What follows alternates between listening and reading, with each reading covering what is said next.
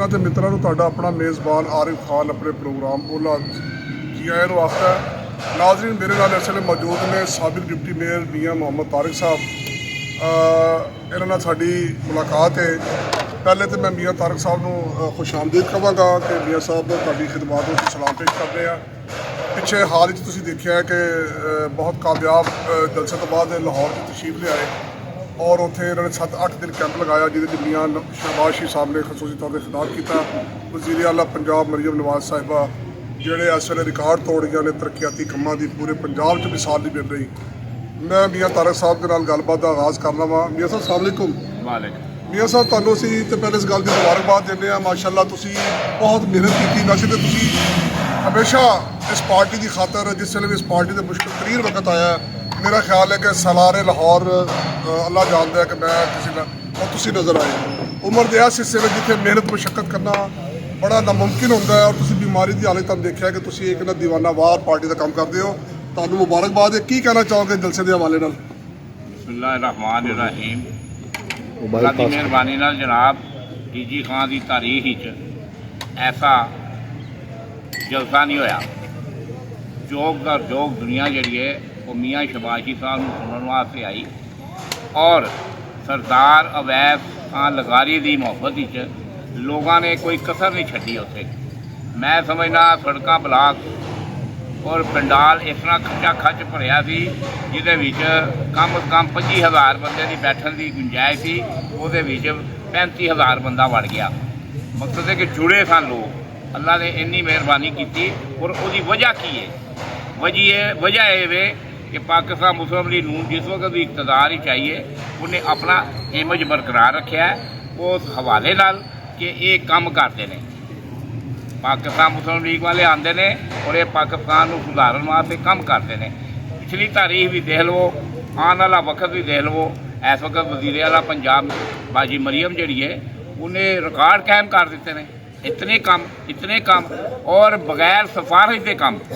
ये नहीं कि सिफारिश की जरूरत है, कोई MP MNA लब लवो तो उत्थे जाओ, नहीं। ऑनलाइन वास्ते उसने हर वक्त बंदे को हथौराई भी कर दिता है कि तुसी ऑनलाइन प्लाट ले लो, ऑनलाइन मोटरसाइकिल ले लो, ऑनलाइन सड़क बना लो, ऑनलाइन गड्डी ले लो, ऑनलाइन तुसी बच्चों के फीस ले लो, ऑनलाइन ही तमाम काम जोड़े ने इस वक्त ऑनलाइन के उत्ते उन्होंने ऐसे नंबर दे दिते हैं जिन्हों के उत्ते तुसी अपनी एप्लीकेशन दो और उन्होंने पुर करो और अल्लाह ताला तुहाडी मेहरबानी करके तुहाडे काम करेगा। यह इमेज की वजह के नाल DG खान के अंदर जो जलसा होया, उस तो पहले जो जलसा नारोवाल होया तो उन्होंने रिकॉर्ड कायम किए हैं। पब्लिक आई है उत्थे कोई अल्लाह माफ़ करे कोई लोग कोई फरिश्ते तो नहीं आ गए सन। अल्लाह ताला के बनाए बंदे जोड़े ने वो आए ने और सुनन आए ने। उनके को ना मियाँ शहबाज शरीफ साहब ने उत्थे ऐलान की किया। ऐलान तो असीं करन गए सन 2 रोज़ा सड़क, उस सड़क नूं कातल सड़क कहा जाता है। रोज़ उत्थे बंदे मरते हैं, उसनूं 2 रोज़ा बना दिए। 2 रोज़ा बनने नाल ये कि काम अल्लाह की मेहरबानी नाल ख़त्म हो जाएगा, एक्सीडेंट ख़त्म हो जाएगा। उस तो बाद एक उत्थे अपना एयरपोर्ट बनया, छोटा एयरपोर्ट बनया ताकि उन्होंने लोगों को सहूलत हो जाए कि वो मुल्तानों आके बैठते सन, वो मुल्क के बाहर जाने वास्ते, मुल्क के अंदर जाने वास्ते उत्थे उन्होंने एयरपोर्ट का इफ्तिताह किया। उस बाद तीसरा प्रोग्राम पंडाल की ख्वाहिश के उत्ते उन्होंने कैंसर अस्पताल का ऐलान कर दिता। देखो ना वो ऐलान के विच शामिल नहीं थी, ये साडे एजेंडे च शामिल नहीं थी, लेकिन चूँकि दुनिया इन्नी आ गई, तादाद इन्नी लोगों की हो गई, उहदे विच मियाँ शहबाज शरीफ साहब ने ऐलान किया कि बाजी मरियम मैं कहांगा कि इत्थे DG खान के अंदर भी कैंसर अस्पताल बनाया जाए। तो गल ये मेरे ब्रदर कि काम वो जड़ा करेगा ना उहदा होएगा, दौड़ेगा वो, अगे लंघेगा वो जड़ा काम करेगा।